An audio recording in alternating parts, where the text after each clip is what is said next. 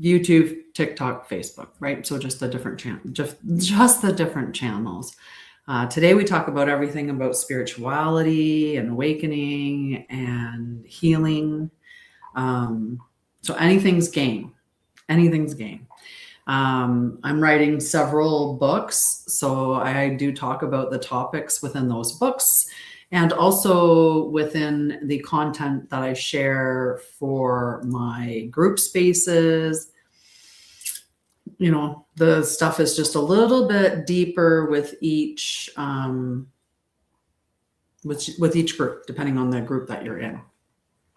Two of the groups are similar, like they're very similar, but different pathways. And then the other one's completely free. So you can check out those areas. But how are you doing, Anita? I'm gonna go say hi like that. I don't know what that does when you, oh, there we go. Aha, I waved at you.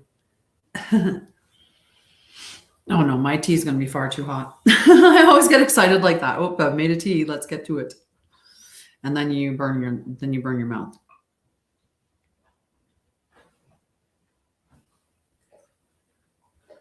How are you doing? I have to do the sharing. That's one thing. Oh, I haven't even went live on the other channel. That's hilarious. Well, that'll make it easy. And start sharing to subscribers and followers. And then, no, not that one. I'm like, I don't need to send it to my other channel. I don't need to send it to my nonprofit. That's fine.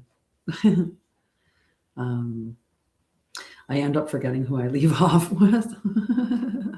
And I think sometimes I'm like, oh, I probably sent that out to a couple of people twice. And then I apologize. But hello,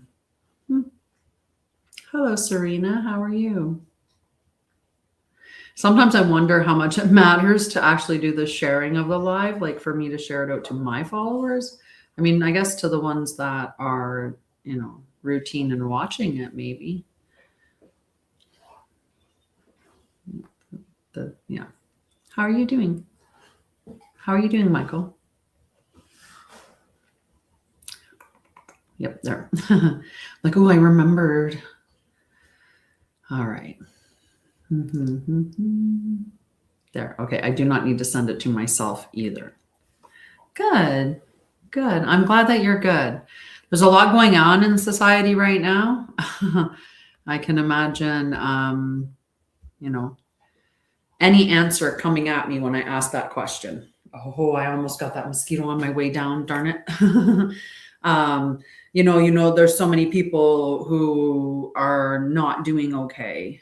So yeah, it's one of those questions that you definitely get a very different response to whenever you ask it.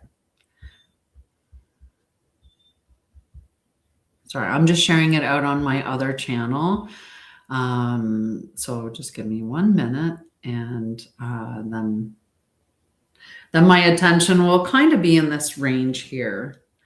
You can ask any questions that you want, anything around ascension, anything around healing, trauma, nervous system. Ask me any question and I will maybe answer it. I will maybe answer it.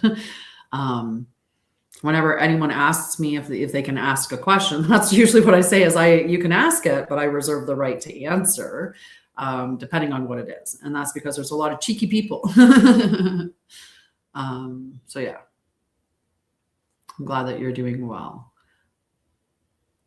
I'm going to pull out the cards and do what I've been enjoying. I started exploring a couple of different things. Like I said, I'm writing books right now. And one of the books is the Elemental Fieldwork Codex. Another book is Embodied Spirituality. I mean, I'm writing another children's, like I have children's books that I'm constantly publishing as well, but and I'm doing courses on consciousness as well. But anyway, the one thing that I was bringing up is the elemental field work. So I've been doing checking in with the elements, and in that way separating the deck into each of the suits. And because I made my tarot deck to include the ether element, then we can get a message from ether as well. And this is the type of spreads that I've been doing, not every day, but most days lately. So we can check in and see what the elements have to say for the collective right now. And then maybe I'll check in with my, I have a set of oracle cards that are called the 44 Keys of the Way. Maybe I'll pull an oracle card for you. You can always head over to my website. I do have full readings available there. Yeah, I'm just sorting them right now. I'm just separating them into their respective suits. They've been separated for a while, but let's just make sure that, okay, perfect. There could have been a reading on top of it if I had have not put away my last reading, and there's not. We're ready to go. All right, so I usually start with the earth element because that's the element that most people are familiar with. We're familiar with the earth element because we live on earth and we have a varying relationship with it. Some of us look at it as dirt. It's what our houses are built on, and we put pavement and, give me a yard that's gravel. There's people out there that are like that. There's other people that immerse themselves in nature, and they see that nature is a part of, well, really a part of spirit, a part of relationship, and that we are a part of nature and that there's a relationship there.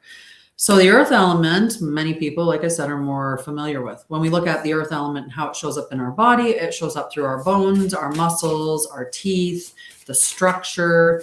It's our house. It's what we feed ourselves. Everything that we've ever eaten has come from the earth in some way or another. We are made of the earth. All right, so let's see what the earth has to say for us today. Hello, Joker. Little tater tot.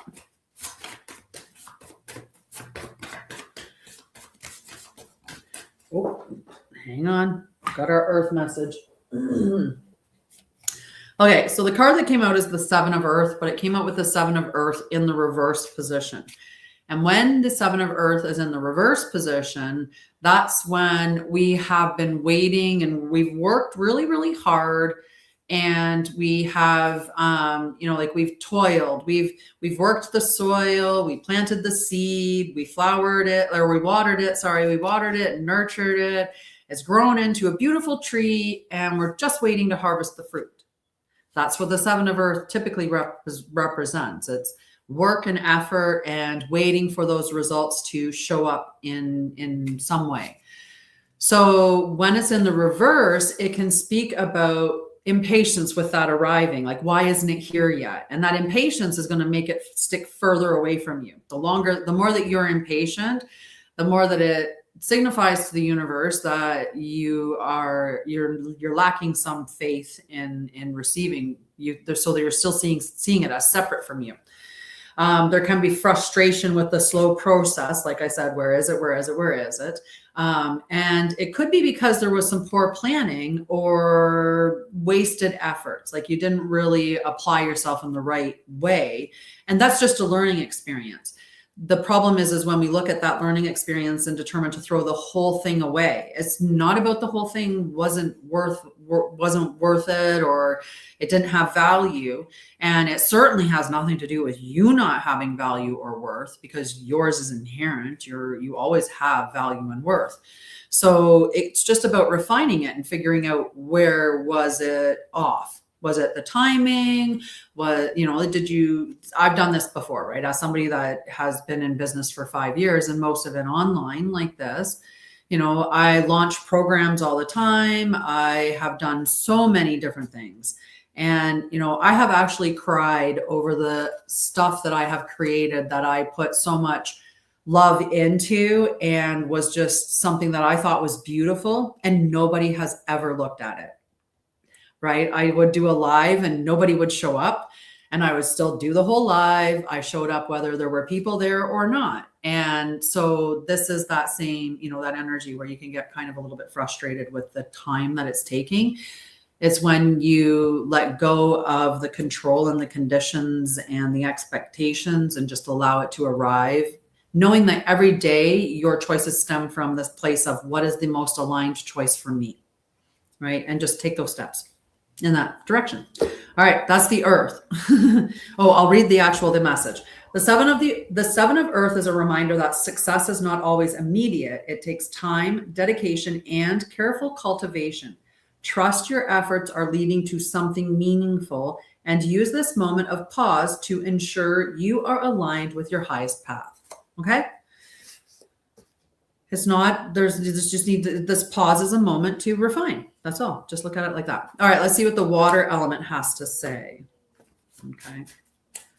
All right, water. Now, water, a lot of us have understanding of. When it comes to the elements, water is the one element where many of us maybe have a little bit more of a connection to, because we've seen how they've been studying it, and that they've spoken words into it. And when you speak positive words, the words form these beautiful fractals. But when we speak negative words or bad words, then those words, they show up as fractals. Then they did studies from those even further and further, where they have taken and placed a petri dish of water over a seed and then froze it, and the water freezes and shows a picture of what the seed is to become.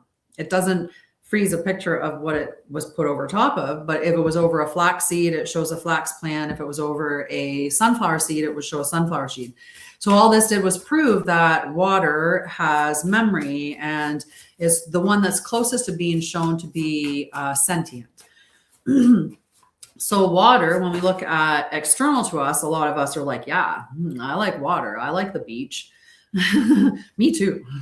Me too. Some of us, we understand water to be a stress reliever. Some of us understand water to be tied to emotions. And that is absolutely true. All of those. It is a stress reliever. 20 minutes near any body of water, any type of water will reduce your blood pressure, including having a 20-minute soak in the tub or a shower. It reduces your blood pressure. So, and that's obviously depending on whether you're having like an extremely hot shower, because that will raise your blood pressure, and same thing with, being in a really, really hot shower. But the water is not the water, it's the temperature. But anyway, go sit by a pond or go sit by a river, or, go to the ocean, and your blood pressure decreases. Okay. Emotions. Right? Water governs your emotions. And when we think about that, we can look at emotions as something that's meant to flow, which is really important. Yes, it's actually over the next couple of days, and it depends on which type of astrology that you're using. If you're looking at it through tropical, or if you're looking at it through true sidereal. Either way, it is a really fascinating alignment that's going on, and something that's quite rare, and it's worth paying attention to. We have to make sure that whatever energy we're channeling into any of these events that get broadcast, is that we are putting the most positive outcome in our mind and holding that position, because your intention, your awareness, your energy, and where you place it is going to grow. That's why on Saturdays, I do a global meditation. And that's because the more of us that come together and place our attention on the same thing, the faster we're going to get specific results. We're really powerful when we come together. And that's something that we've just forgot. And so when we do this global meditation, it's for peace, unity, love, and truth, plus aligning our frequency with the highest divine harmonic for us and any willing beings, seen or unseen, right? Because just because they're not seen doesn't mean they don't have a voice. And just because you can't hear them doesn't mean they don't speak and they don't consent to certain things or want to consent to other things. All right. We've got another 7 and another 7 in reverse. So we're doing really well here. Water came in with the 7 of water in the reverse. When it's in the reverse, it speaks to confusion, avoiding things, so indecision, illusionary thinking, escapism, and difficulty making a choice. Many of us do that quite frequently. And that's because we've been sold the concept of escaping is just, it's just the human experience, right? We're just having a human experience. Who determined that the human experience had to be one where it was putting toxins in your body that altered your ability to think properly, made you super confident, maybe a bit of an asshole at times, and made you make poor decisions, and oftentimes even get behind the wheel and risk your and other people's lives, and called that celebration and fun and the human experience.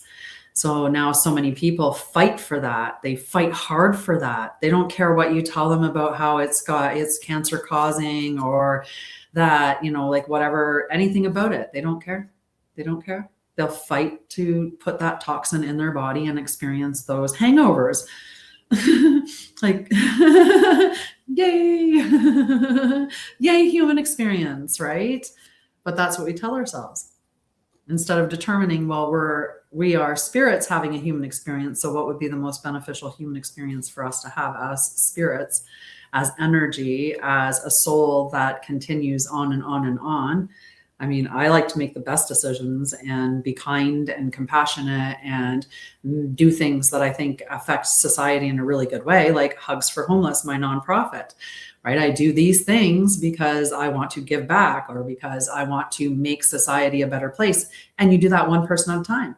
Each one of us that chooses to be kind, each one of us that chooses, to see things in a better light. Each one of us that meditates and sees the world in a better way, that manifests, for everybody, that joins global meditations, that's doing energy work, that's doing healing on their family line, right? Like every single one of us is so powerful.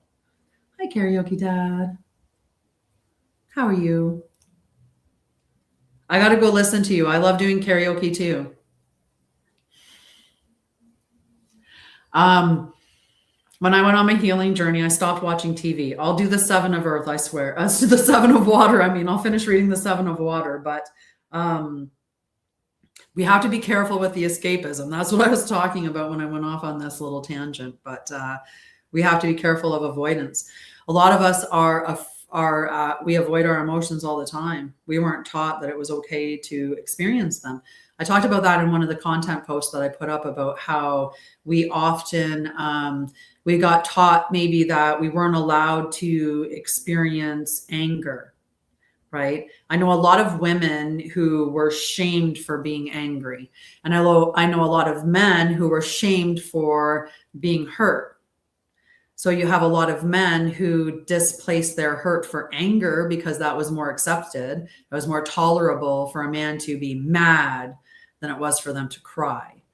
And for women, it was the reverse. It was much more reasonable for a woman to be crying, to be the victim, the poor little girl, than it would be for her to be mad. That was never acceptable, right? Because they wanted to pigeonhole people and they wanted to detach you from your emotions. And this isn't what your parents wanted. This is just what's been filtered down through time. And, and it just disrupts who and what we are. Every single one of us has masculine and feminine energy. Every single one of us. And you have your sex, and how you show up in that is your expression of self. And that's all it was meant to be. You didn't have to be a girly woman. What is a girly woman? You didn't have to be a manly man, right? Because what is a manly man? Is that the one that's bred in circuses? Right? See, we don't even play around here. I might not have any mods on tonight, but I don't care. Sorry, I just had to block that dude.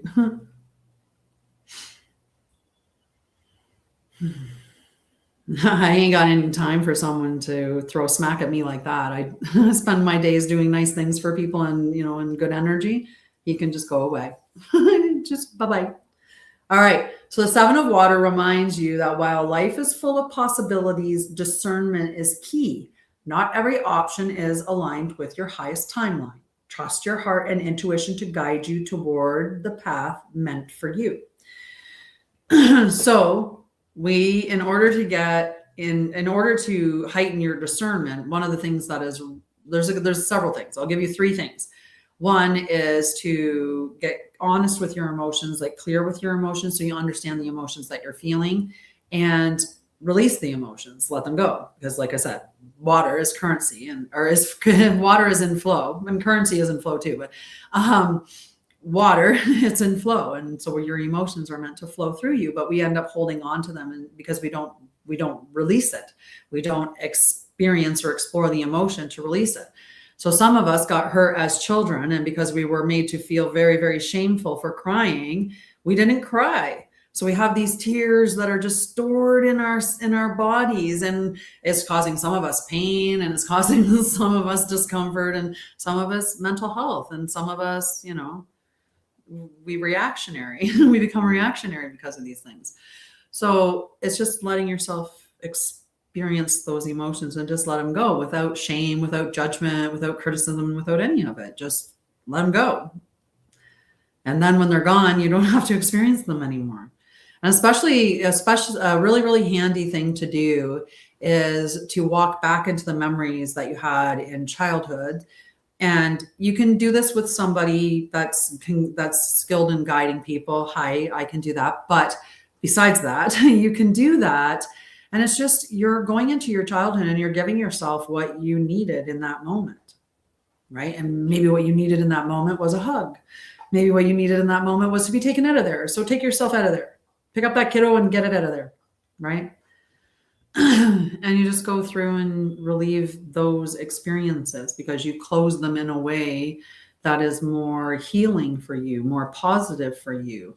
And by allowing yourself the freedom to express the emotions, especially without judgment or criticism or any of that shame and blame and, guilt stuff, and you let it go. And then you just decide, okay, what do I really like? What do I like that I've, decided I couldn't like? I couldn't possibly like that because people would laugh at me or whatever else it is.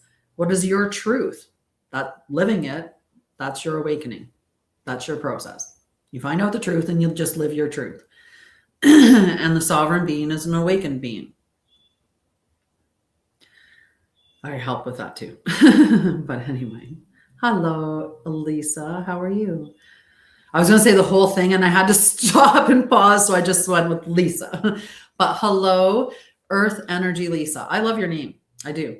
I love working with the elements. And so remember, with the water element, we want to be honest with our emotions. We want to release our emotions. I think I was going to say 3 things, but I can't even remember what it was now. I got yammering. Right now, Jade, I am. Oh. I covered up my StreamYard screen somehow. Sometimes I hit my keyboard. Oh, okay, we're good. Right now I'm doing a collective reading. I'm going through each of the elements and seeing what the elements have to tell us today. And then I do the major arcana as well, just to seal the deal, so to speak. I said afterwards, I might pull some cards from my, like maybe give you one oracle card. I might, we'll see. But you guys have to talk, okay? You have to talk. I love answering questions. And I don't mean questions like, is he going to call me back? I don't mean like that. What I mean is, like, you can ask me questions about trauma. You can ask me questions about your nervous system. You can ask me awakening questions, ascension questions. You can, whatever. It doesn't matter. You can ask me any question. And like I said, if you ask me something that I don't want to answer because it's inappropriate, I just won't answer it and I'll block you. If you ask me something that I don't know the answer to, I'll say, I don't know. I haven't sat with that, or I haven't explored that. I haven't researched that. And for the most part, everything is going to be my researched opinion, my researched belief. One of the things I'm working on right now actually is the study of consciousness. And through the study of consciousness is going through all the different ways of knowing. Yeah, I do. I actually do channeled messages. Did you know that you can do your own channeled messages? Whoa, that's too many. I dropped like half the deck. Did you know that you can do your own channeled readings? Your own channeled messages from your higher self, from your soul.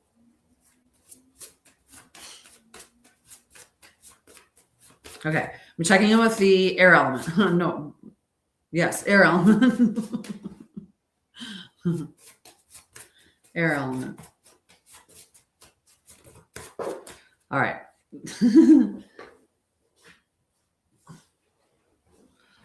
Okay, we got two air cards on the ground. We got the 8 and the 1, so we still had a 7, which I find to be humorous. What I'm going to finish doing this reading first because that's what I'm focused on right now. Okay. So the 8 of air, the Ace of air came up in the reversed position. And when we do that, it's confusion, self-doubt, illusions, clouded judgment, and difficulty seeing the truth. So sometimes we're lying to ourselves and we just continue lying to ourselves. We refuse to see the truth, right? And sometimes it's because like we have believed this for so long and we fought so hard about this belief. And well, geez, if I give up that belief, like how's that going to change my identity? And can my ego handle that? Right? That's what a lot of people end up getting stuck here. Okay, so the Ace of air reminds you that clarity is power. Embrace the truth, honor your mind, and move forward with the wisdom you now hold. The path is clear. Trust yourself. So one of the ways that we garner trust or we learn to trust ourselves is by taking small actions and keeping track of the results, right? Because a lot of times we only make note of when we fail or when we make a mistake or when we think we're not good enough or whatever metric didn't get met. That's usually when we look at, oh, okay, that's how I'm doing, right? But if you look at all the small moments when you're making changes, right? When the small moments when you breathe and you pause before you respond to somebody rather than react, or, the mornings that you get up, even when you're tired and you still do your workout or you still do your morning routine. Those are the moments that you need to be looking at and going, yes, I'm doing well, right? Like that's a little bit of clarity as well. I was talking about the discernment stuff. The other stuff about discernment is you need to be in the present moment. If you're in the future or in the past, you're not connected to your body. And much of what you get for your discernment is going to come from your own body. It gives you all these subtle little clues. But we've been told all these different things about ourselves. One of the things we've been told about ourselves is that, once you turn 30, these things start to happen. And when you turn 40, these things start to happen. When you turn 50, these things start to happen.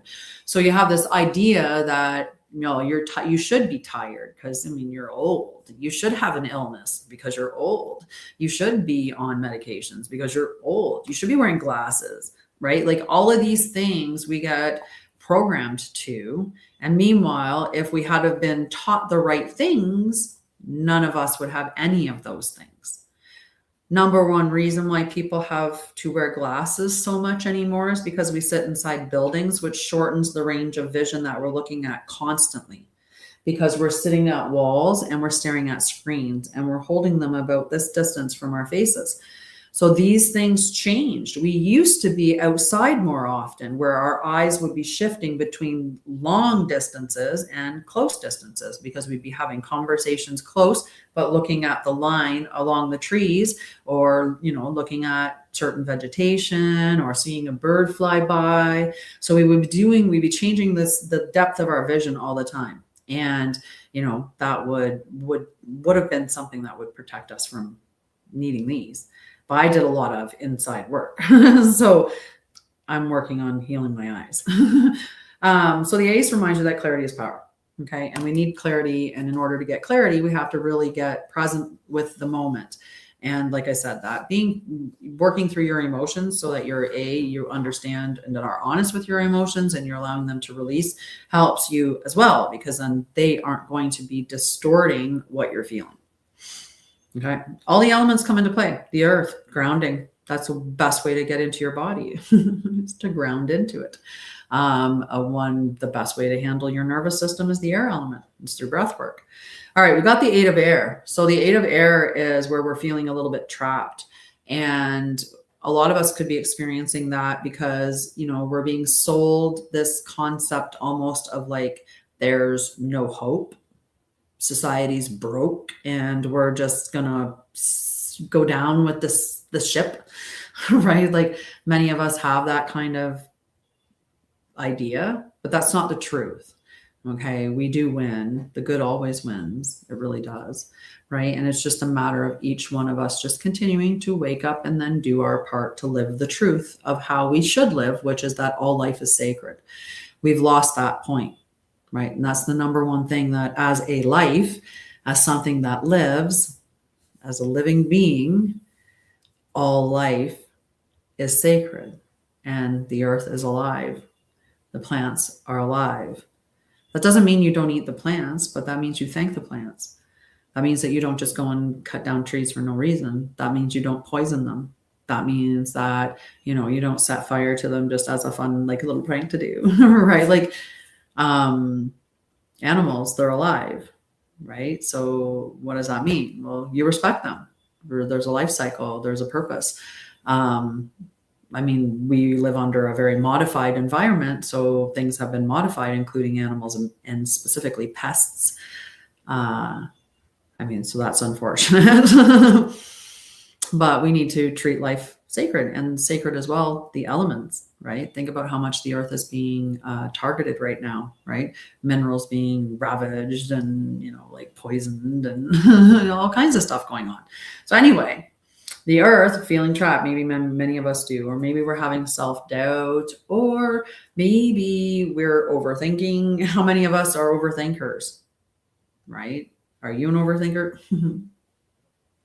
I have overthought in the past. I don't anymore, or very, very seldom. I can't recall the last time I really overthought.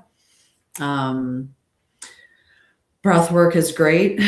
Meditation is great. When you start doing the practices over and over and over again, you find that you are more balanced going into each and every day. So then when something does happen, your window of tolerance and your capacity to handle things is much larger. So the 8 of air serves as a powerful reminder that freedom begins in the mind. The obstacles you face may not be as solid as they appear. Challenge them, shift your perspective, and step into your power.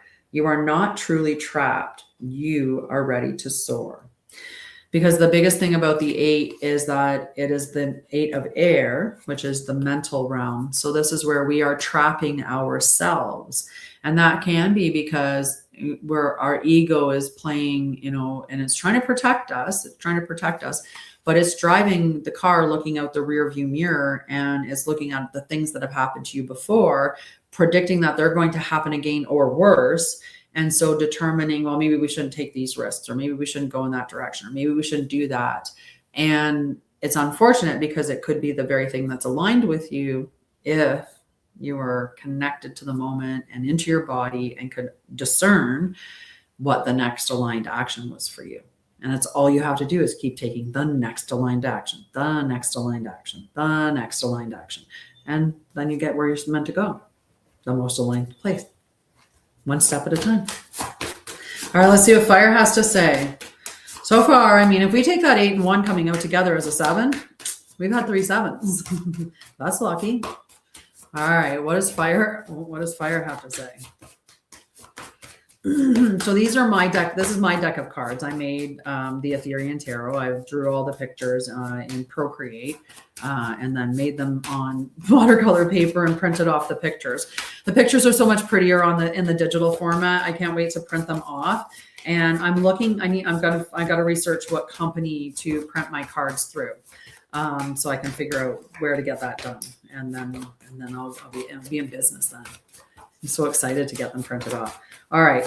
Fire's being stubborn because I'm talking, but I just dropped half the deck. So give me a second. That doesn't count. We're going to focus again. Okay. All right. Fire, what's your message, please? All right. See what we've got. It did fall on the floor. It is the 7 of fire, but in the reverse. What kind of voodoo do you guys got going on tonight? Pulling all the sevens. I mean, that's pretty impressive. Because I am counting the 8 and 1 as 7 because it would be 7 if you subtracted it, and the 8 and 1 was in reverse, so you would subtract the 1 that was in reverse from the 8. 7. All right, 7 of fire. In reverse, exhaustion, feeling overwhelmed, questioning your path, and struggling to maintain control. And if we are anyone that's experiencing, say, a lack of hope, or we haven't been dealing with our trauma, and as pressure mounts, it gets worse and worse and worse. We have every opportunity, every moment to do the healing, or to wake up, or make the change, or do whatever it is. And we delay because sometimes we're hoping something is going to happen, right? I've been in relationships where I probably stayed longer than I should have. Right? You think, oh, this could work. This sure, this could work, right? I look back at my earlier relationships, and I'm like,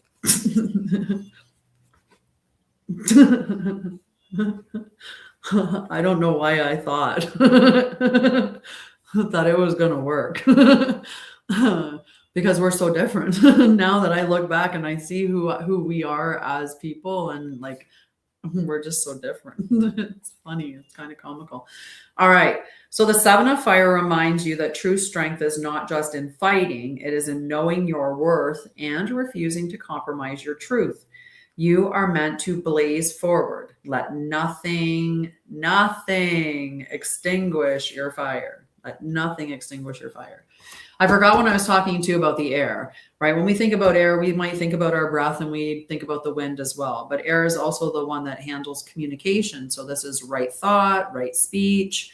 And when it's out of alignment, that can be when we have overthinking and rumination, and we can also have like some pretty negative headspace. We can be pretty cutting with our words. Air is also sound, and silence is a part of air as well. So it's multifaceted in how it is within you and outside of you. Fire. Well, we all think of fire. We probably think of setting a fire, and or lighting a candle, lighting a match, a lighter, whatever, like a fire source. We might think about a campfire or bonfire. I have a nice big pit to have a bonfire, and I need to do that one of these days. But the mosquitoes are too bad this year, so I don't know. I don't know. Maybe if I have a whole mosquito suit, I could go down there and have a fire.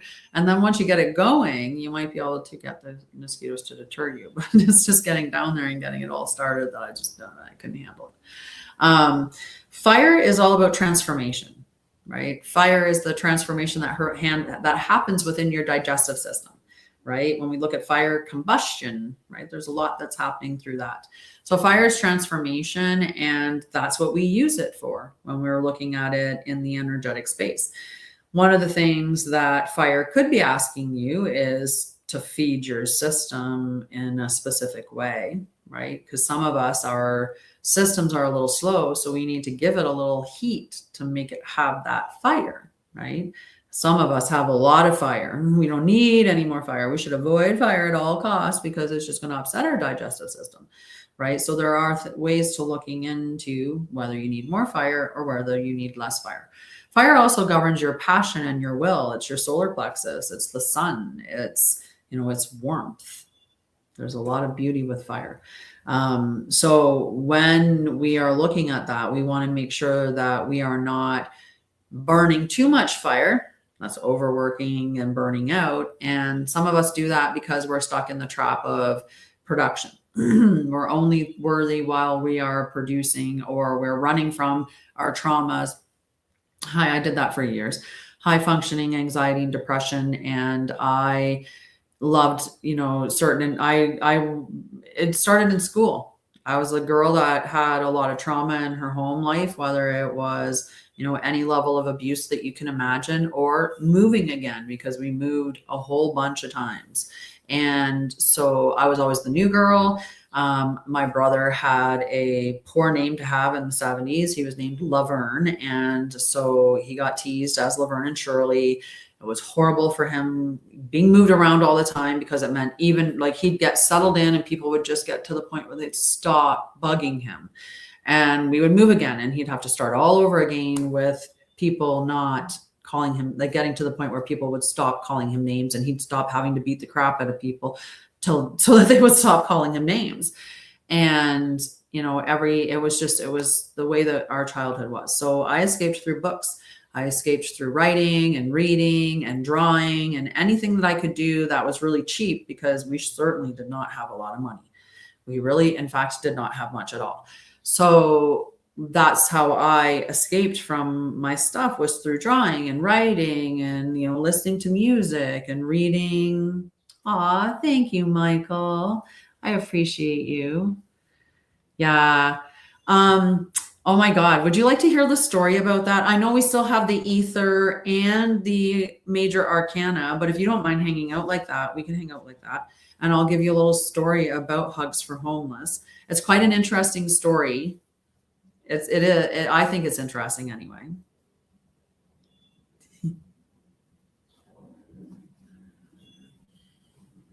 I can tell you how it was kind of born, and it really is quite interesting. And in the end, how it all came together. Oh, nice. Okay. I used to live in not Fort McMurray. Sorry, I did live in Edmonton too, but I lived in Fort Saskatchewan. I'm down by Pigeon Lake now, so not far from Edmonton.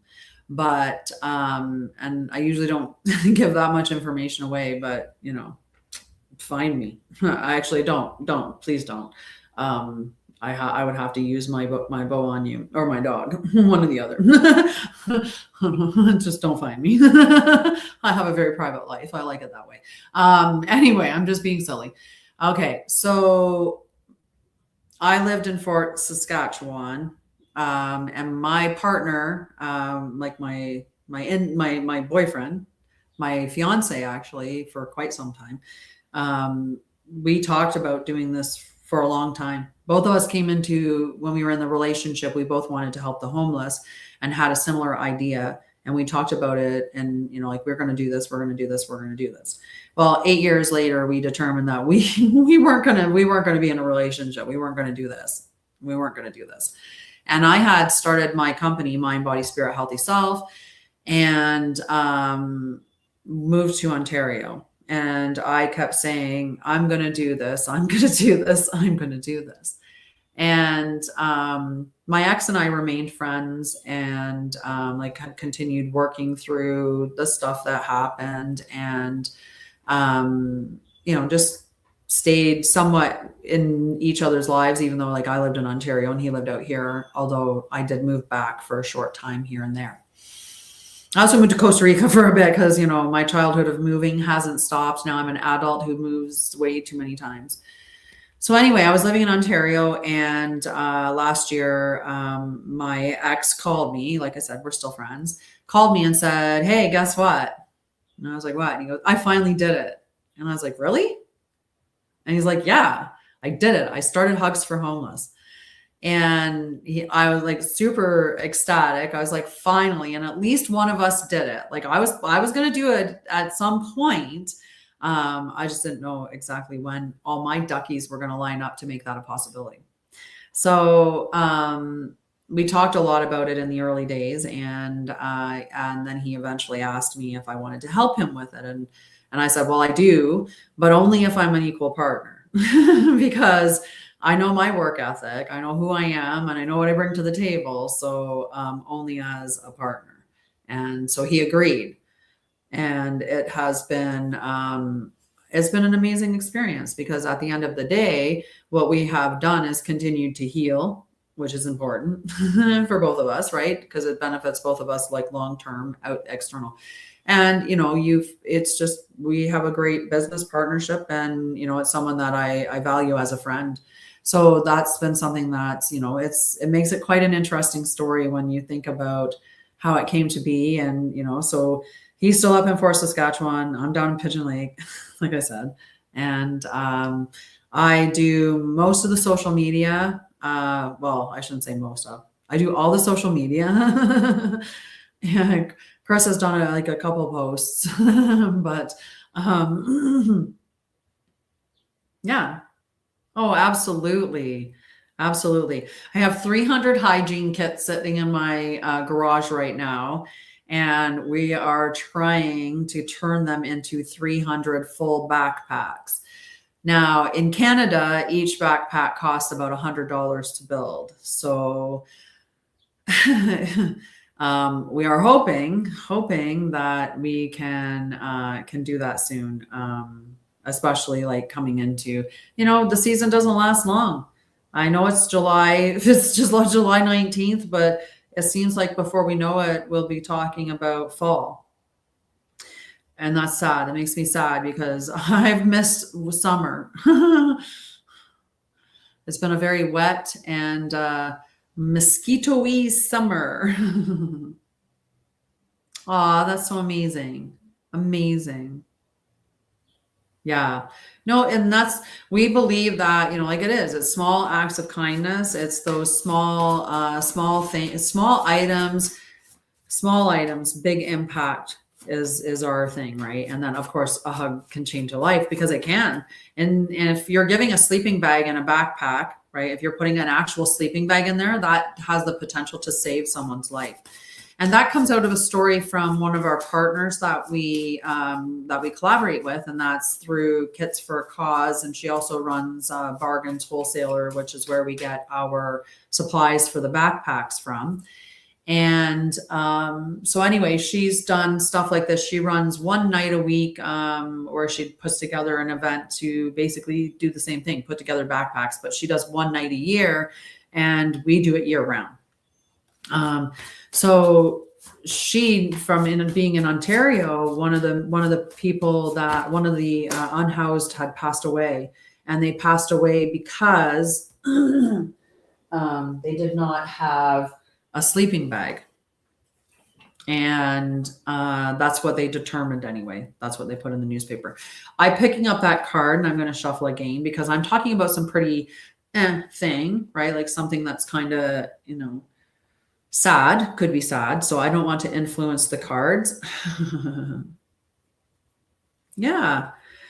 Well, like the unfortunate part is that your opinion matters nothing to me.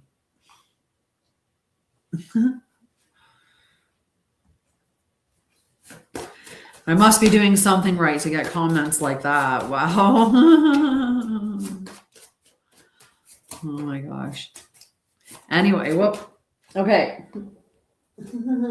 I really cannot be shuffling when we're looking at stuff like that either. Okay, I'm gonna have a sip of tea because my tea is probably getting cold. I wonder if I can do this.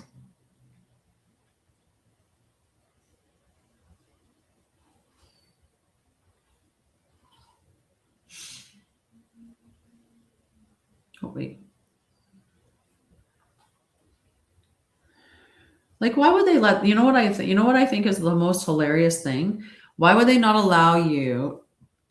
I'm like, where do you get to block, like delete the comment, right? For one.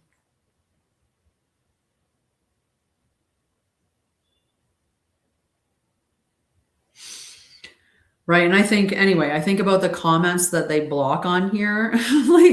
like I've had my followers in here and being like, I don't know, say like, I love you or something like that. And they block that can't be shown, but your ugly ASF is like, yeah, that's okay. We'll let that pass. Right.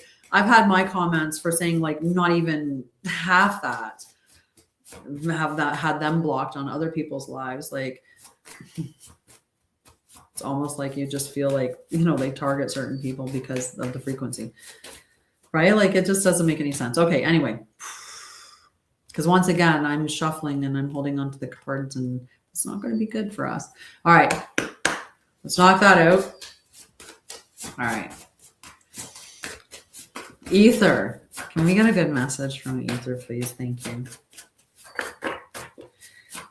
What does ether have to tell us today? So ether is the unifying field of consciousness, and that is in all the space. Everywhere is held together by that space. 9 of ether. Okay, we didn't get the 7. I thought maybe. That would have been funny if we did. But anyway, we got the 9 of ether. So ether is the unifying field of consciousness that exists everywhere in all the space. It holds everything together. It is what creates that relationship between everything. That's where what happens to me affects you. That's how the collective belief system creates our reality. So, so that's how, and it's in the stillness. It's your eternal spark. It's alive. It's aware. It's intelligent. It's listening. It's paying attention. It's feeling. So yeah, it's all around you. That's the ether element. So the ether element came out with the 9 of ether, and this is the blooming of cosmic creation. Fulfillment, divine creativity, manifestation, spiritual mastery, and alignment with the highest path. All right. The 9 of ether is a powerful message that you are on the verge of complete alignment with your highest purpose. Your light is shining, your gifts are awakening, and the universe is responding with infinite possibilities. Trust in this moment. You are blooming into the masterpiece you were always meant to be. Right? And how do we bloom into that person? As things like this, right? Like, you know, years ago when I was, before I did any of my healing journey, that would have upset me. That would have hurt my feelings. It would have upset me. I probably would have been like ruminating about that for quite some time. I would have been like, oh my God. You know, I would have processed that a lot differently. And you see it now and you're just like, okay. That's growth, right? Being able to experience something and stay present, that's growth, right? There's so many different ways that we have growth. Hi, Abby. Thank you for liking the live. All right. Whoa. What flew away for the... Oh, we got 2 down here. We got 2 cards. 6 and 1 is 7. The Tower. In the inverted position, the Magician. So we'll talk about the Tower because I had a Tower moment recently. I really did. So the Tower moment is what happens when you don't listen. The Tower moment is sometimes what happens out of your control. Sometimes it's the rug getting pulled out from underneath you. It kind of feels like that. And it's a sudden change. And these changes, if you're not doing well with your emotions, if you haven't dealt with your traumas, if you don't have good practices in place for your nervous system to help regulate yourself, to stay present or to return to presence, then these moments can be really disruptive for you. And they can feel very, very, very big, like a mountain. When we learn to manage our emotions and it's not managing your emotions in the sense of you're trying to avoid them. It's not about that. All of your emotions are valid. They're giving you information about the experiences that you're having. Hello, love. How are you? They're giving you information, right? Your anger is giving you information about a boundary that's being crossed. Right. And you are trying to think of some other things, right? So your emotions are valid. They're very valid. So pay attention to them and allow them to be expressed. So this one here is sudden change, chaos, destruction of illusions, revelations, breaking free, awakening, and forced transformations. And the reason why it talks about awakening and in this card as well is because the truth, when we get rid of those illusions that we have, and that's what's happening in society right now, is as uncomfortable as it is, as disgusting or perverse or abhorrent the information is, we need to see it or know it at the very least, right? You don't need to see it with your eyes, right? Don't do that to yourself.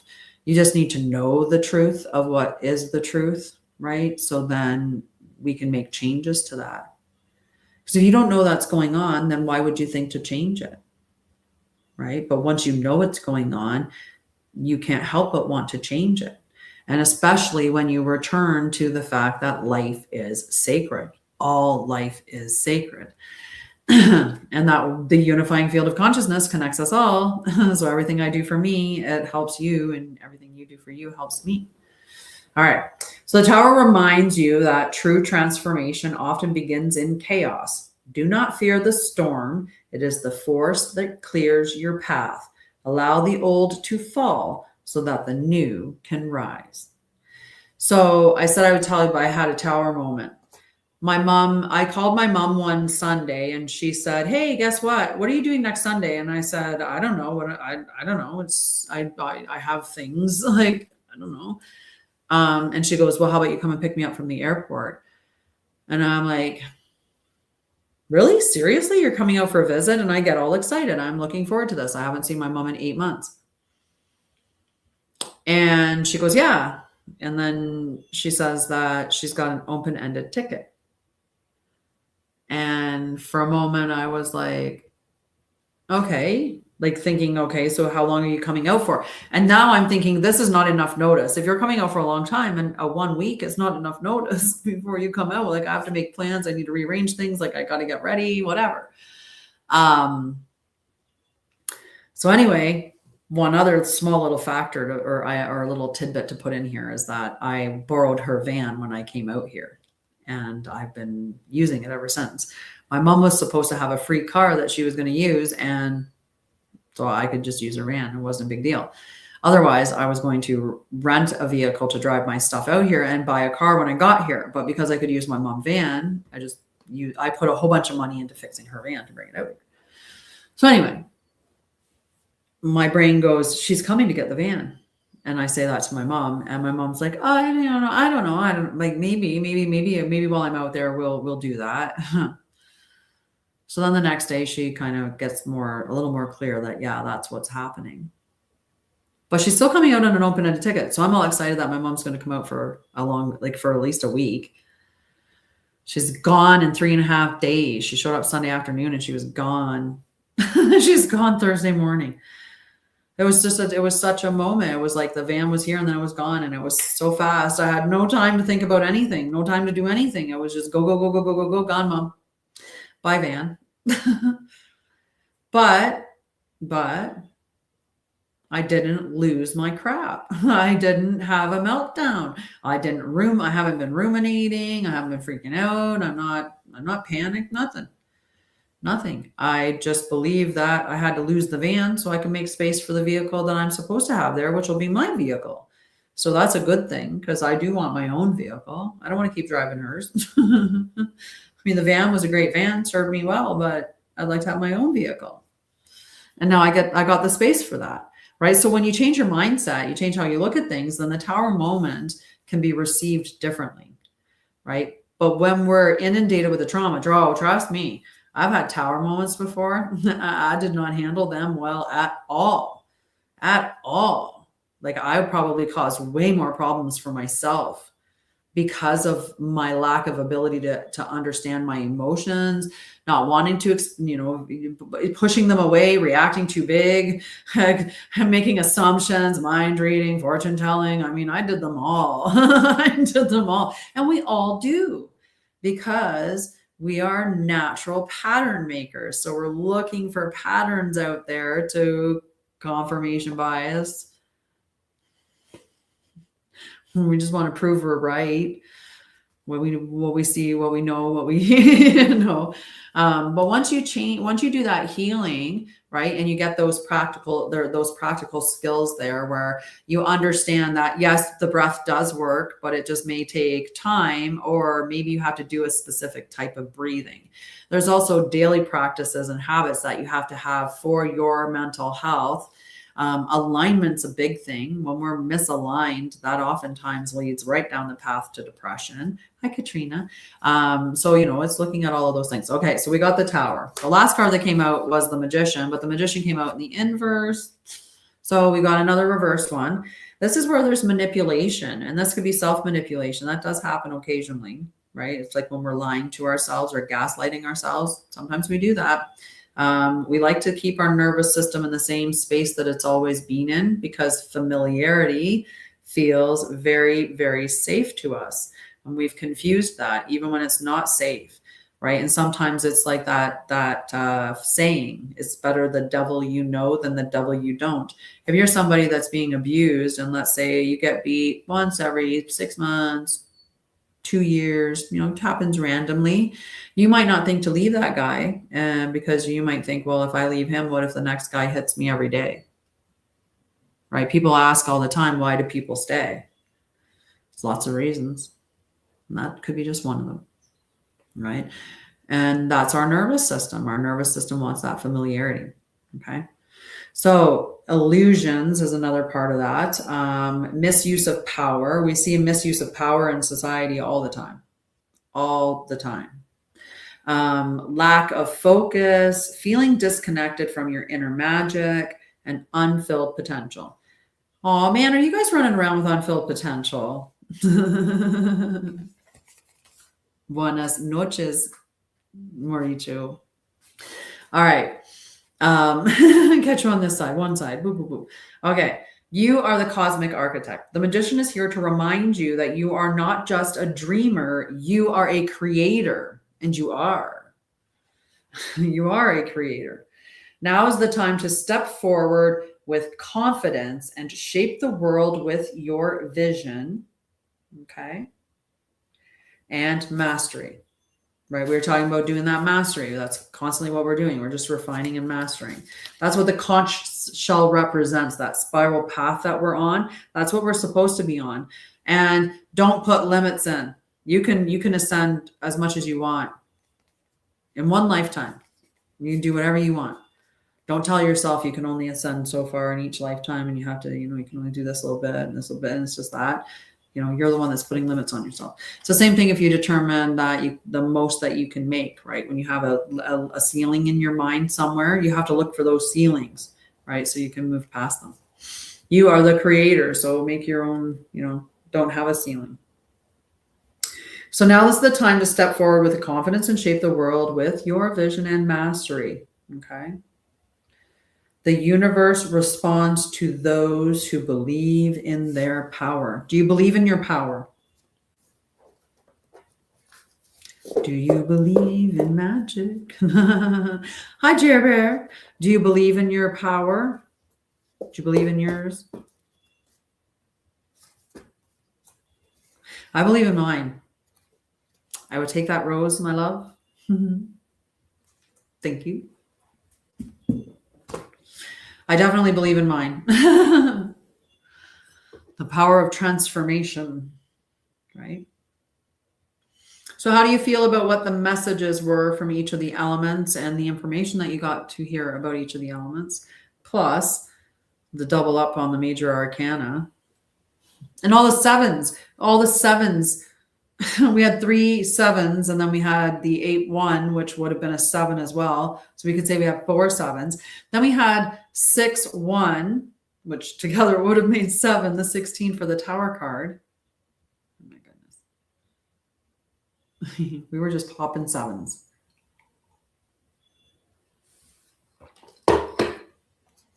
Mm-hmm.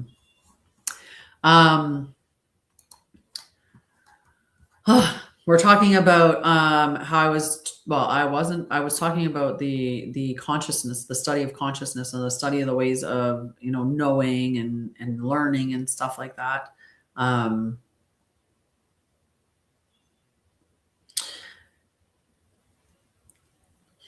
How you doing, Jerry? How you doing, Jerry Bear? Oh, I forgot. Jerry Bear. The other day, I was out and about. It happens very, very, very, very seldom. If I can stay home, I will. You just make me get off my 40 acres. That's pretty much my motto. I will stay here. I basically would go grocery shopping once every 2 weeks. Like I would go for supply run once every 2 weeks. That's the type of vehicle I need. Once every 2 weeks supply run. Anyway, I lost my train of, oh yes, study of consciousness. I was talking about that, but you love 7 saw 8s. Yeah, I've been seeing a lot of duplicates. I totally lost my train of thought, but that's okay. What's meant to come back will come back. Oh yes, I was talking to Jerber. When I was driving and when I was out and about the other day, I kept passing all these bricks, all these big, those big metal, or not big metal, big cement forms that they have on the side of the road with Jerber sprayed all over them. It was like brick after brick just was tagged Jerber. And I was like, that's hilarious. Jerber. There's 3 of them in a row. And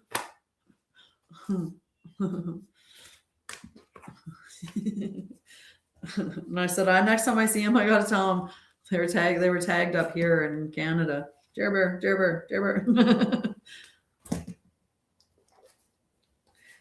How is everything going for you, Crystal? I'm putting my cards back. That's all. I'm just putting them back in their respective piles because I keep them separated. Got to keep them separated. Tagged Jer Bear. It was awesome. It made me chuckle. This was perfect. Okay. 2 errors. Go back there. I will give people an oracle card from my 44 Keys of the Way. That's a card I'm willing to pull for you guys right now, if you'd like. And we can continue talking about, I don't know, anything. Ask me questions. Anything, or I'll just talk about whatever. And then you guys are stuck. I was just stuck and listening to what I'm rambling about. What have I done lately? I've been doing a lot of baking, a lot of sourdough. Really fascinated with figuring that all out because it's chemistry. And I loved chemistry. It was one of my favorite subjects, like when I was let's see. I'll tell you a little bit more about my crazy life. Okay.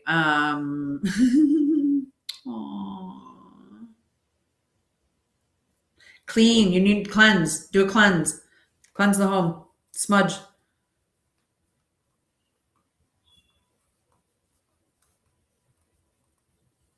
Message me later and explain a little more in depth. And I'll tell you what my spidey senses say. Okay. Hi, MJ. Okay, no problem. So, hi, my name's Tanya Bolden. I come from Overachievers Anonymous. I'm not so anonymous because I, have done a lot of things. But I did. I was go, do, because that's how I evaded dealing with all of the traumas that I had. But I dropped out of school when I was 16, much to everyone's surprise because I was straight A's. And I dropped out of school when I was 16. I started working when I was 14. When I was 18, I had my first kid. And then I had my second kid just 6 days after I turned 20. I beat my mom by a couple of years later because she had hers 2 years earlier. And I still went on to get 9 years post-secondary education and then some, because that was just the amount that I got up to becoming a nurse. So I was somebody that was so good at school. I got somebody who never went past grade 6 in education. I got them into college as a mature student because they just trusted me so much. And I said I would tutor them. And so they said, okay, we'll give them a chance, but only because you're vetting them and you said you'd help them out. I learned to regret that. I will tell you, tutoring him was a bit more than I bargained for. But yeah, so I had 9 years of post-secondary education. Was a registered nurse for over 20 years, flew around the world, worked in Emerge, did a lot of critical care, saw a lot of crazy things. A lot of crazy things. I also ran heavy equipment, helped build a bridge, put a road in. I tried to sell cars, tried to sell radio. I tried to get a bodywork prep so I could paint cars. I could do bodywork and paint cars back when I was 18 because I had 2 kids and my deadbeat partner wasn't working. So I was so frustrated. I was always trying to find a job and carry everything because he wasn't willing to work. It was very, very frustrating. So yeah, definitely a bit of a go-getter, and I keep going. So you can ask me all kinds of questions. I have a lot of different experiences in life. And part of that experience is over 20 years of nursing and then also education beyond that. Because like I said, in previous recordings that I've done, once I had ran as far as I could. I was like I always joke around and I say I was like the gingerbread man. Run as fast as you can. You can't catch me. I'm the gingerbread man. That was what I was saying to my trauma. If I just kept going or numbing out, because there was a lot of numbing out too. I numbed out with video games and TV and food and yep. I checked out plenty of times on my emotions and on everything else that was going on in my life. I thought I was doing what everyone else was doing in society, right? Most people, they go home after work and they start drinking. I was never a drinker, but I would, drink occasionally with friends and have parties and silly things like that. But I sure the heck played a lot of video games. I started playing video games with my boys because it was a great way to stay connected to them. I mean, it was pretty cool when their friends would come over and their mom could play, played Gran Turismo or played GTA or, there were times at one point when people were suggesting that I have a YouTube channel for Destiny because I played Destiny. Whoops, I just knocked that over there. Sorry.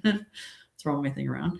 And other video games. I don't play video games anymore except for Rock Band, and that's because I love to do karaoke. So, that's my big thing. Or, at like brain games, I'll play those. So I had a crazy life. I moved over 60 times or over 50 times as a child, and I'm probably over 70 now. In the last couple of years, last 4 years, I think I've moved like 15 times. That's not always like a positive choice that I'm doing it. It's just the way that my life, I must have had to put my energy all over the world, right? Like I said, I worked as a flight nurse. I did that for 7 years. I have been to a lot of really amazing places, spaces I would never have went if I wasn't nursing and, or I wasn't going with border control. Cause a lot of times I would go with border services. Those would be to some of the more interesting places like Jordan. Mm-hmm. Yeah, we are more hands-on. We have to know what the disease is doing, what the medication is doing, how those things interact, how they interact with food. And we actually look a little bit more into things that doctors don't really get a lot of education in, but we don't get enough either. The healthcare system is more of a sick care system. The whole point is to get you sick because poison the air, poison the food, poison the water, poison your mind, and then give you a pill that gives you side effects. So they give you another pill. Or if you get an injury, bring you in and you get a surgery, and maybe that surgery does the right thing, or maybe it doesn't. And then you end up with pain that you need medication for the rest of your life. And the doctor doesn't bring you in and sit you down and go, hey, how's your sleep? What's the quality of it? About how many hours are you getting every night? How do you feel when you wake up in the morning? When you wake up, do you feel fully rested or do you still feel kind of foggy? What's your morning routine like? What's your diet like? How much of your diet would you say is processed food? How much of your diet are you getting from fast food restaurants or restaurants in general? Right? Asking those kind of questions is significant. Right? What is your mental health like? What are your daily habits like? What are you doing after work? Right? Like, walk me through your entire day, and I'll tell you changes you can make so that you'll be healthier. Right? And people will be like, I ain't got no time. Yeah, I bet you if you put your phone down, you have a little more time. Right? Because, when you think about the processed foods that we're eating, there's so many chemicals in them, and then they just like, oh, it's okay for you. Yeah, it's okay for you. Yeah, it's okay for you. And then you wonder, I wonder why the Food and Drug Association is all together. That doesn't really make sense. To me, the Food and Drug Association, you think they'd be separate? I mean, it is kind of saying that food is drugs because they're together, but if they're making you sick with the food so they can give you the drugs, okay, that makes sense why they're together. That makes sense. It makes sense why they're working hand in hand. Right? But it should be the food industry being very separate from anything and ensuring that is the highest quality for everyone. But again, we've lost the point of life, which is that life is sacred. Right? It's clearly not when you look at the top, right? At the very, very top, they're teaching us that life is not sacred. Look at most of the movies that are coming out. Look at what most of the music videos display or the song lyrics. Look at what we're being shown in media and on news all the time. It's drama, drama, drama, drama, drama, drama, drama, fear, fear, fear, fear, fear, fighting, fighting, fighting, polarity, polarity, division. That's just constant, right? It's just ridiculous. It's constant. We're constantly being barraged with information and energy, right? Think about the energies. Oh my goodness, even that. Make sure you unplug your Wi-Fi every night. It's not that big of a deal, right? Unplug the Wi-Fi, get up in the morning and plug it back in, right? You won't even notice that few minutes, especially if you plug it in before you go to the bathroom. By the time you're done going to the bathroom, or even not even done, like you go into the bathroom and it's back on again, right? It doesn't take very long for it to turn back on, but at least overnight, you are getting a break from the frequencies. Right? That's actually a good way to describe it. A nurse and educator shares her holistic approach to spirituality. Very good AI summary.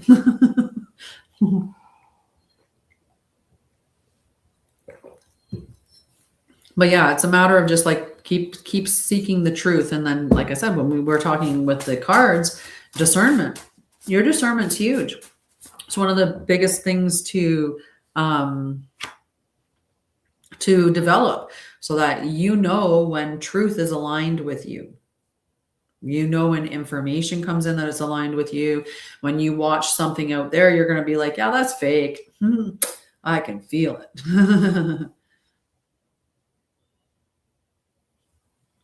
Download it. You can download them, and you can download them at a lower quality, which it's usually the video quality that they're tracking, right? I wonder if they have it now where you can, and you might be able to download it as just an audio file. It's a possibility. But I do that. That's how I circumvented that. I don't listen to anything too much anymore, but yeah, that's what I would normally do. See, yes, you just mentioned something. I answer all kinds of questions. I answer all kinds of things. All my life experiences, all the different things that I've done. Right up until, right. So after I got sick, because you run, you run to the point where you end up burnt out because, I wasn't fueling myself right? I wasn't filling my heart with good things and soul with good things. I was numbing out and avoiding. I was living pretty much the way that everybody else does. And it's interesting. I look back at it now and I'm like, wow, it seemed okay. But now I realize how it was not. It was not. Yes, you can get a card. And not all of them. I know you. Not all of them. Okay, I have to focus before I do any of that anyway. It's just because I'm not focused, and it's telling me I'm not focused to pay attention. So we'll knock the snuff out of it, and then we'll ask for a message for Crystal. Haha. The grounded step, my friend. I move through life with stability and awareness. Remembrance, grounding converts insight into action. Without it, ideas remain abstract. Stability reduces reactivity and increases follow through. The practice is to feel your feet for 60 seconds, then take 10 slow steps, keeping your attention on the contact with the ground. So that's going to move. Are you really in your head right now? I feel like it's like a higher energy, right? And so that's what it's asking you. Like when you pull the energy down into your feet and you put your focus on your feet, right? You're pulling it out of your head all the way down into your feet. So that'll give you, like, if you're doing it for the 60 seconds, that 60-second break, do some breath work with it. Okay. A lot of times we don't go to solution, right? We just stir around in it, like, oh my God, like, why is this happening? Why is this happening? Why me? Or what am I going to do? What am I going to do? What am I going to do? Or what if the worst thing happens? What if the worst, like, we focus on in that kind of way. We don't typically go, if the worst case scenario happened, then what would I do? Well, I could do this. That's a potential. I could do this. And you start to go through and if so, then what, right?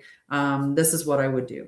And when you have that solution at hand, then you can put it to rest, right? Because it's like an earworm, like a song, right? When you get that song in there and it's going and it's going and it's going, sometimes the easiest way to get it out is to finish the song.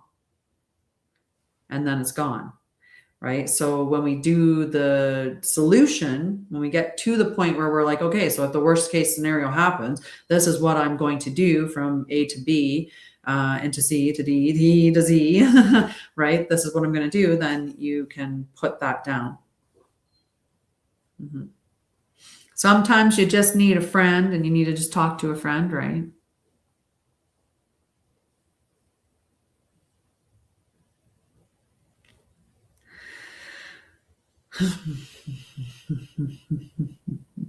Yes.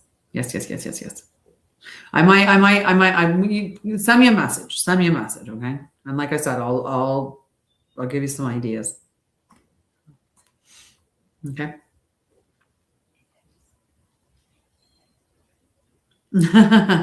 I know. Crazy. All right. Did anyone? Oh, Michael, did you want a card? Hi, Uzu.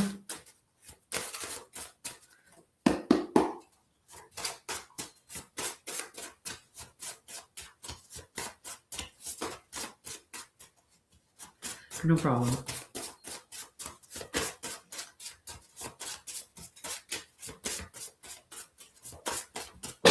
No, that's too many cards. I was like, too many. Okay.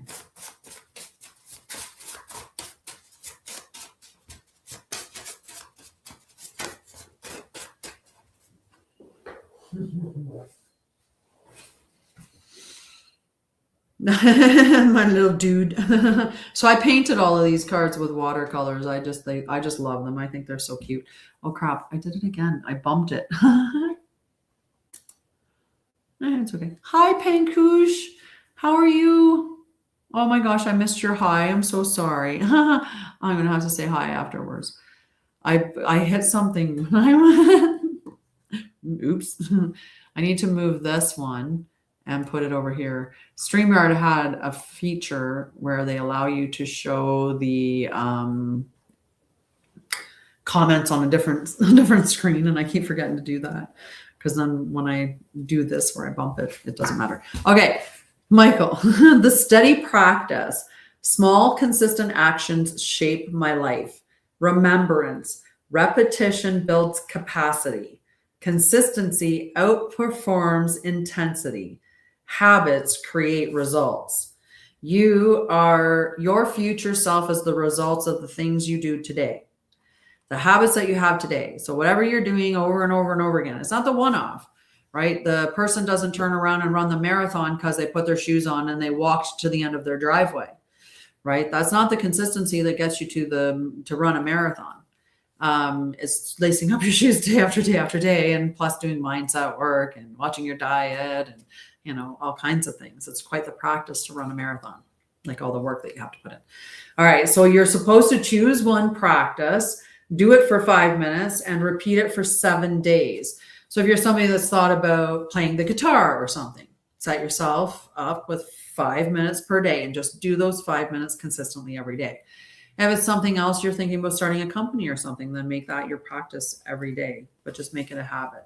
Or do some breath work, 5-minute meditation. Could be anything. All right. Does anyone else want a card? Hi, Stephen. How are you?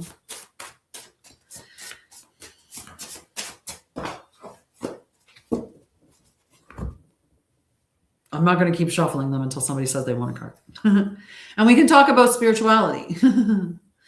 Hi, Cassidy. You're welcome, Michael.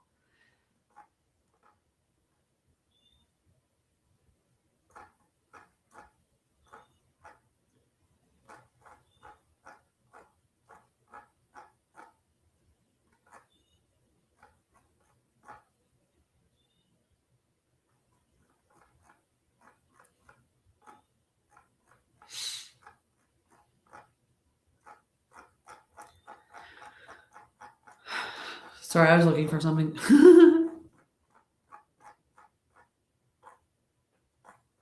I'm looking for my one thing. Just give me one second.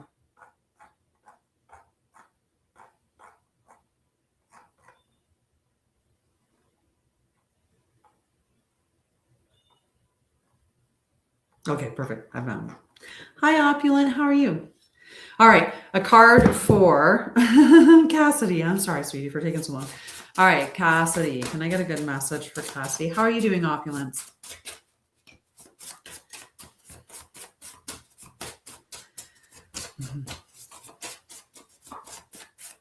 So part of what I've been doing is creating a school. Cassidy has the lesson. The lesson. Every experience carries wisdom. So when we look at things like it's either an experience or it's a lesson, and we take whatever we get from that lesson, then we can move through the lessons a little more easily, for sure.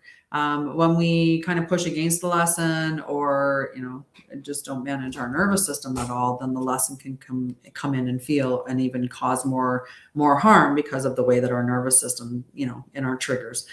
We're not always when we get triggered at our best. So the remembrance here, though, is that repetition signals a lesson not yet integrated, right? When we see those patterns come up again and again and again and again and again, it's coming up because it's saying you haven't yet learned your lesson. I've been there quite a bit.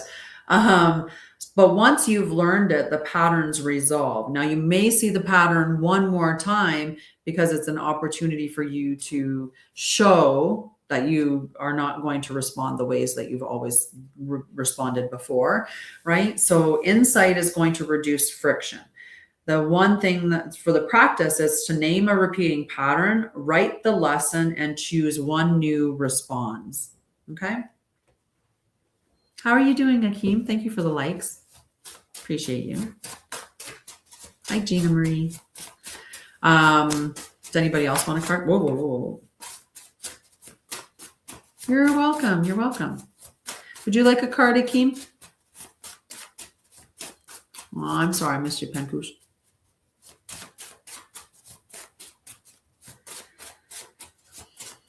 Okay. All right. Can I get a good, not 3 of them. No, pick the right one. Can I get a card for Akeem, please?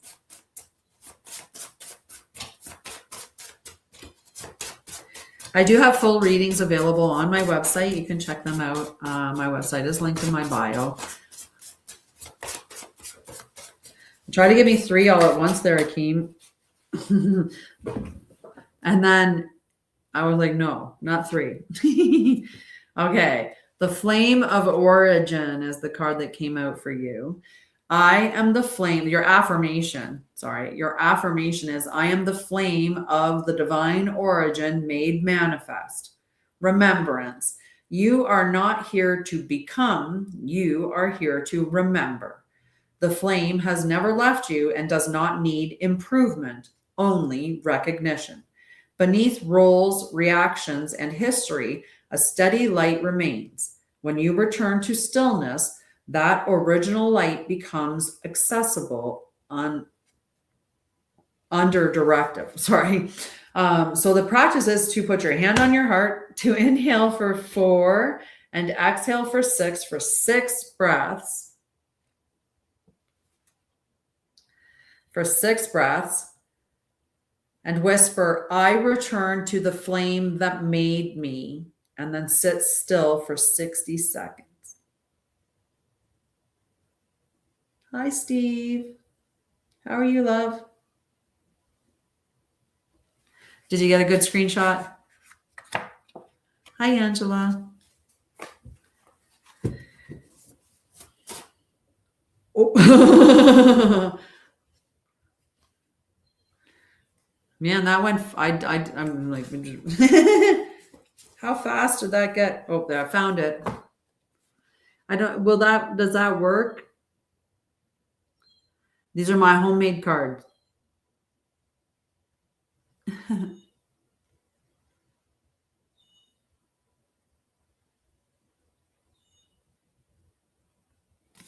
You're welcome.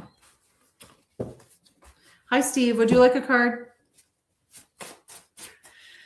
I was going to talk about the School of Light, which is a part of my company, Anshara'El. What I do at Anshara'El is I help you with your trauma and mental health through returning you to yourself. And because that's all we're doing is we're remembering who we were before all the traumas happened and we started wearing masks and adopting all of these identities and rules and ways of behaving so that we could either get attention or get away from attention that was maybe not good attention. So we've adopted all these things that aren't actually a part of who we are. And part of the process as well is not just healing, but it's also the awakening process. So what is the truth, right? Because we've lost what the truth is along the way. We're living in a very inverted world under a lot of distortion. And, you know, it's important for us to understand what those distortions are, to rise up with the truth and to walk it back onto earth. So, you know, you have to speak your truth, you have to speak the truth, and you have to we have to collectively or as individuals start creating the programs or services or connections, collections, cities even, right? Like that's a part of it. We have to create like the structures that are needed that are going to be needed to replace the structures that exist that are not functioning in a way that is conducive for life. And many of them are not. The food system now is toxic. There's so many things that are toxic. It's insane. So we're not going to get into a big thing about that. But what I have been doing with all of this is I started studying consciousness. And when I started studying consciousness, I started looking at, well, how do you know something? And it started becoming bigger and bigger and bigger and bigger and bigger and bigger. So I decided that one, the School of Light is going to be a place where people learn how to become wise investigators of reality. And this is because we're not going to abandon science. right? I have my bachelor's of nursing. I have lots of education in that space there. I understand the validity and the power of science and the importance of measuring and testing and all of that. And, I've talked many times about the importance of understanding how to validate the research that you see in the world, right? It's important to know what kind of study is it, who's paying for the study, who does the study benefit, what study size is it a blind study, a double blind study, is it da da da da da da da. There's different study types, right? So understanding that, what is the size of the study group, how long were they studied for, was it a longitudinal study that spanned many years, which gives a little more credence to what it's studying. All of those things. Was the study rushed? Right? And is the study able to be validated again? Can it be reproduced? That's a big one. They found out that over 50% of the research papers that are out there cannot be reproven. They cannot revalidate. They cannot reprove they can't reduplicate the results. Over 50% of all studies, of all documents, all research documents are farces. Like, that's just crazy when I think about all the documents that I referenced in my nursing study, right? And to find out that many of them are probably false. And the reason what I want to really is that truth does not fear investigation. It's really one of the hallmark statements, I guess, of my company, is that truth does not fear investigation, and it shouldn't, right? If you own a nonprofit, you should be extremely transparent. You should be transparent with how much money's come in and what has been done with those funds. I can be very transparent with Hugs for Homeless and say that, at this point in time, between my partner and I, and predominantly my partner, I will tell you that thousands of dollars have been invested. And not that many donations. There's way more. We're in the red. We are still in the red functioning, right? And that's because it's the first year. And that's an anticipation of many companies in the first year, is that it may operate a little below where it should be, right? In future years. And that's, you're building up trust. You're building a name. You're being recognized, things like that, right? Yeah. It's really hard. And, especially in this day and time, and with all of the stuff that's being spoken about, whether, if you look at any of the billionaire class that's out there and what they're talking about, we look at AI, data centers, all of that stuff, right? Looking at what to do for the future. I personally wouldn't be looking at school. I would be looking into my heart and soul and going in a more holistic direction. And if I did look at school, it would probably be more for something more holistic or something like that. But that's me. That's my alignment is spirituality and health and healing, and definitely more outside of traditional things now, because I've seen so many things. And when you see the truth, you oftentimes can't go back to those environments, right? When they start actually being concerned with curing people, then that it's actually a health facility, right? When you think about that statement about truth does not fear investigation, when you think about that, that is pointing to that there itself. Whenever anybody mentions that they have a CURE, out come the little men to shut them down, right? So why would they prevent that? Why would they silence someone for that, right? Same thing with recently, there's reports, accordingly, I've seen them on TikTok, on other people's channels. I've not done reports on this, but I have seen it there, where scientists have went missing because they were into something like free energy or something like that. I don't know. They went missing or died. I think I don't know. I think there were some suicides. I don't know. I don't do content around that specific stuff. But, why would that happen? Right? If you cared about the people and the members of your society, why would those things happen? You would want to have free energy and stuff like that. You would want that stuff for your citizens. Why not? Make it easier, less trauma, right? How many people could resolve their trauma if they weren't too busy trying to just survive? Right? And that's how they keep you trapped. They keep you going in a cycle of just trying to survive, just trying to make it, just trying to make it, just trying to make money, just trying to pay bills, just trying to get from A to Z, just trying to, salvage your relationship, just trying to get the kids up and out the door, just trying to get their homework done, just trying to get laundry done, just trying to clean the house, just trying to do yard work, you're just surviving, right? Just surviving and living, and then oftentimes in this autopilot cycle. And that's perfect for the machine, because the longer that you're spinning in that spiral, you're not healing, you're not becoming sovereign, you're definitely not walking away from things, right? You'll stay connected to it all, never healing, because there's never any time. It's only time to survive. But that's not true. That's not true. That's not true. That's just what is being sold out there. And that's what the trap that many people are stuck in. If you think about your cell phone and you're really honest with yourself, and you think about, if you could record, and some phones tell you how much time you spend on your phone each week, right? If you do have a device and it does tell you that, look at how much time you spend on your phone and be honest with yourself.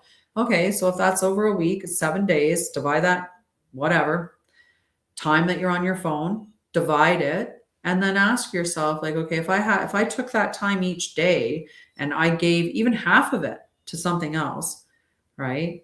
That one card was talking about doing a practice 5 minutes once a day, every day, 5-minute practice, right? If for 5 minutes every day I did my watercolors, if I did that for 5 minutes every day, my art would be more advanced. I'd be more further along in my skill level, because practice does refine you.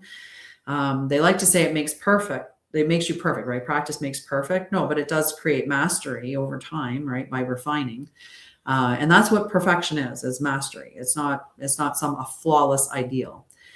So at the school, we're talking about learning. So with the learning, how do you know, right? How do you know? So I decided to categorize it as there's 7 ways of knowing.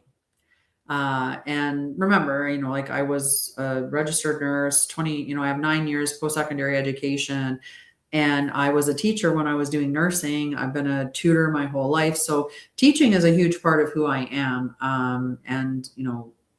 And getting more knowledge, gaining more knowledge. I love to research. I love to learn. I love to, teach through that aspect. So knowing, 7 ways of knowing. And instead of calling them just simply ways of knowing, we're going to define them as capacities, because knowing is not a single act. It is a living process. Human beings come to understand reality through multiple capacities, each offering unique insights while carrying its own limitations. Wisdom develops not by relying on only one way of knowing, but by learning when each is appropriate, how they complement one another, and where they require humility. So each capacity, we'll just do a quick little rundown for today. The first one is observation. And it's just what is present. What am I seeing? What are the facts? That's it. Your observation is not about any of your biases. It's not about any assumptions or feelings or anything. It's simply what is present right now, the facts. So if you were looking at, you could be looking at this, and you could describe it by color, you could describe it by shape, you could describe it by material, you could describe it by, if you knew what the contents were of it, you could describe it by the contents in it. There's a variety of different ways that you could describe it from the observation standpoint, but I wouldn't be talking about what it tasted like, because taste even though that can be an observation, that's a very much more subjective observation, right? What is my taste of that? As an example. The second way of knowing is reason, and that's what follows. So this is where we go into our logic. We start to ask those questions. We start to use critical thinking and pattern recognition. There's a little bit of philosophy, mathematics, scientific reasoning, where we can get trapped with our cognitive biases. We have to remain with that intellectual humility. And this is sound argumentation and fallacies. So this is where we have to learn, we really have to pay attention to how to think, not what to think, within that reason category. The next way of knowing is through evidence, right? We know because we tested it, right? We can say that that is glass, right? We could observe that that's a glass. We could say the reason why we know it's a glass is because we have seen similar ones and know that that is a glass based on that similar experience.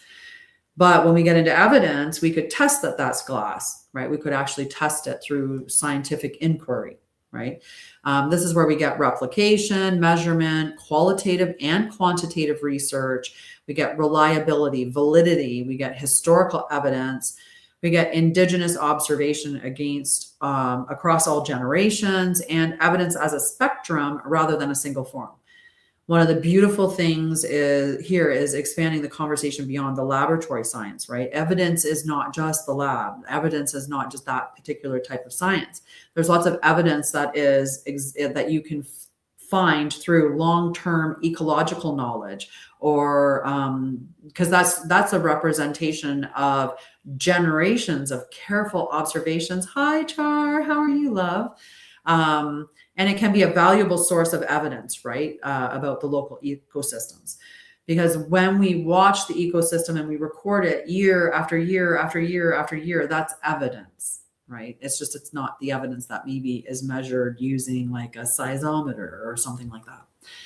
All right, then the knowing for, or the capacity number 4 is experience. So this is what you have directly lived, because lived experience is important. But in this situation, we need to differentiate between interpretation, meaning, memory, emotion, trauma, and transformation. And this is important because your lived experience is a very valid part of knowing, and nobody can discount your experience of whatever it is. But we do have to be aware that our experience can be slightly altered because our experience is going through our stress, our nervous system. Like, where's your nervous system sitting right now? Your trauma, your particular worldview, your belief system, your cognitive biases, the meanings that you place on things. All of those things come into play here. So we have to work through that section of knowing a little carefully. We also know through relationship. So what does life reveal through connection? And with others, with community, place, with ancestors, with future generations, and important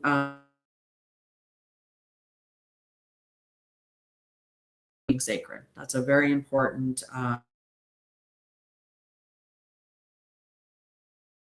5 knowing, or I think I'm on 6 now. The 6th way of knowing is intuition, right?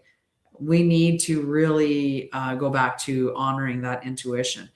There are times when you just know, whether you're tapping into your memories, you're tapping into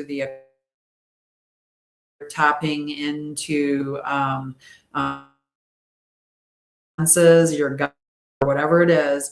There is people can track their intuition over time and be like, I was right, I was right, I was right, I was right, I was right. So there is a part of intuition that we have to give weight in knowing. All right, so this is where rather than looking at intuition as an unquestionable truth, We need to look at it as a form of rapid, often unconscious pattern recognition that many people experience, while also acknowledging that people interpret intuitive experiences in different ways. So it ties back into your lived experience. There's going to be that overlay of it. So we're going to look at like the way that intuition may arise from your expertise. It could come from your embodied awareness, from contemplative practice, from creativity or spiritual traditions. And we need to just be really careful and test and discern intuitive insights rather than just assuming that they are always accurate. That's why it's good to record down. This is what I was intuiting. This is what was true. I was right here. I wasn't there. And be honest with it, because that's how you're going to develop it and get better at it. Plus, you learn to trust yourself, because trust isn't about always being right? Trust is about following through with the process. Okay, I wasn't right. Cool. Now I understand what that subtle feeling was that I had there, or what this information meant here, and you refine yourself. And that allows you to build trust. So the seventh one is contemplation, and that is what becomes true or known through sustained attention. And that's different from intuition, because intuition is usually quite quick, right? It may be that subtle feeling that that person that came in, there's something off about their energy, and you just really don't think that it'd be appropriate to be alone with them at night in a dark alley because they give you the heebie-jeebies, and that's okay. Listen to that. Listen to that. When that vibe comes up, listen to it. Don't discount that and go, oh, must have been something I ate. Let me go with you wherever, right? No, listen to your intuition. But contemplation, this is where we're in meditation, we're in silence, we're in prayer, reflection. It can also be your dream inquiry, nature immersion, stillness, deep listening, and wonder. Okay, so these are different practices than intuition indeed. And this is where we're looking at spacious awareness rather than immediate answers, understanding that some questions may never be answered and being okay with that we may never know 100% of the truth, right? If you think about right now that you're veiled from, knowing who and what you are through all of time and space, and, knowing the truth about the entire universe, and, you're not fully aware of all of that stuff at this time. So having the understanding that you might have to spend days and years and years, I didn't mean to say days, I meant to say years and years and years studying some particular concept in order to fully understand it, right? Or you may study it for a long time, and you can be, that's as good as it's going to get. That's as much information as I'm going to possibly know about it until I die, and then the veil is removed and full understanding comes back, and then I'll know for certain, right? So that knowing may never fully come, at least in this lifetime. So this is where that having that spacious awareness and understanding that things can change too over time. One of the things that changes over time is our ability to, if we go back to the evidence space, our ability to test certain things, the tools that we have, our ability to test things gets finer, more minute. At one point in time, they thought that, an atom was the smallest thing, and then they get down to a quark, right? Like these things happen because our ability to test it gets broader, or, like I said, the equipment that we come up with, or the tools that we create, they have a finer ability to detect things. So that helps significantly. So yeah. How does that sound? Like those are pretty good ways of knowing if you go through all of them. Not all of them work in all situations. I mean, you might be, looking at potatoes and like looking at, are they something that I should eat a lot of or a little of, right? And you're trying to like check all that out. You might have a good intuition hit for that. You might do the research of stuff, but you might get to the point where you're looking at contemplation and you're thinking, do I really need to spend years and years and years thinking about whether potatoes are good for me? And do I need a little or do I need a lot? Or can I answer this question quite rapidly through, gathering the information and then sitting with my intuition and, between those two aspects. So not all of them will fit in all situations, right? You can't use science to test love. It doesn't have the right tools to give you the right, but how would it measure how much you love somebody accurately? Right? So yeah. What are you doing, Char? How's your week going? How's, I guess it's Sunday. I lose track of days most of the time, mostly because I do the lives on Saturday and Sunday. So I get forgetful that it's actually the weekend. uh-huh. How's everybody else doing? I do have cards here. I am willing to pull a card for you if you'd like. It'd be one of my oracle cards, but nonetheless, I'm willing to pull one of my oracle cards for you.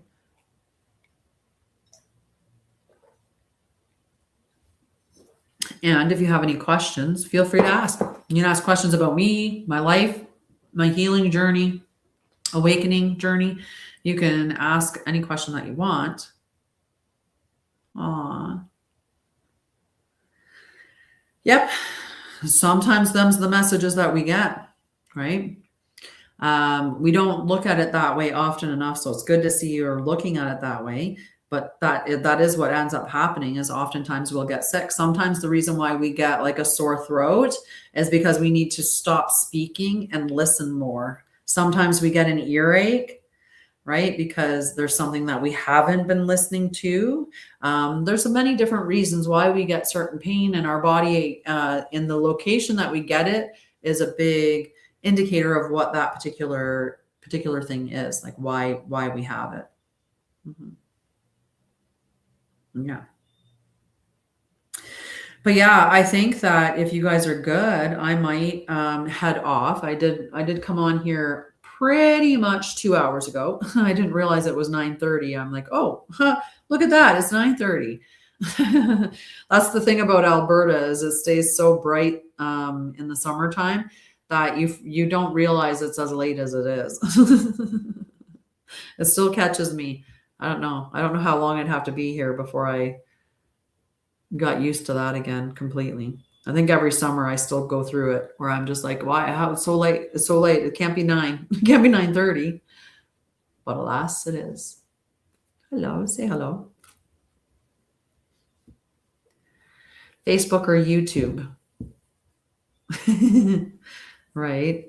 Where are you in? Are you in Ontario? That's probably very loud for you guys. I shouldn't be playing with my crystals. Where's everybody else from too? Don't feel free to put down where you're from and say hello. Nice. I had a feeling you were now on that side of me. For some reason, I felt like I went on a pass, but I thought maybe it was Ontario. Nice. It's beautiful there. We are neighbors. We most certainly are. And not too far away either with the narrowness of the provinces. Not when you drive across the country. Driving, Saskatchewan's easy peasy. I mean, if you have a car, I'm kind of, stuck with that part right now, but at some point that'll change. It'll be fine. And then we'll see where I'll go then. I was just about to go to the mountains too. I was going to take and go and spend the weekend in the mountains, but I didn't get enough notice that someone was coming to take her van back. And so I didn't have enough time to do it. Dang it. Dang it, Mom. Dang it. Oh, well. Yeah. It's just the way that it is, right?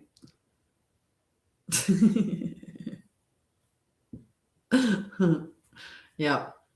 Well, I think I'm going to head off of here. I've got a bunch of books that I'm writing, as I was saying earlier. So I'm going to go and do some of that, or I don't know. We'll see what I get up to. I always have good intentions initially, but then sometimes once I shut down off of here, all of a sudden I'm like, huh. And then I don't want to do anything anymore. And I'm like, yeah, it's 9:30. I can stop working now. That's okay. We'll just start tomorrow again. Start creating things again tomorrow. That's what everybody is a creator. So what are you creating? What are you creating with your energy and your time? What are you putting your awareness on? What are you giving your When you're giving your awareness, you're essentially giving your consent to continue experiencing that which you give your attention to. Okay? So think about that when you're giving your attention, that you're giving your consent to more of that. Doesn't matter what it is. Okay? All right. Somebody needed to hear that, so I figure I'll drop that before I leave. All right, you can catch me back here Wednesday at 7:30 p.m. Mountain. While you're at it, check out my content. I do tag my other channels frequently in the posts that I put up. So if you're looking for a bunch of content, because I post to all of them and I post different things on my channels, so they're not just a straight up duplicate from one to the next. Okay, so you can follow all the channels and get different content. I am most active on TikTok right now. And that's just because I find it the easiest to really share out. And because, I don't know, I get a lot of interaction from my lives with TikTok sometimes and stuff like that. So I think I just feel like feeding it more because I get more back from it. Facebook seems a little bit kind of slow these days. And I just been bad with YouTube. I've just been negligent in posting. I have to be better. I'm not posting consistently to all my channels, but TikTok I post every day. TikTok I post every day. I just need to share them to the other channels as well.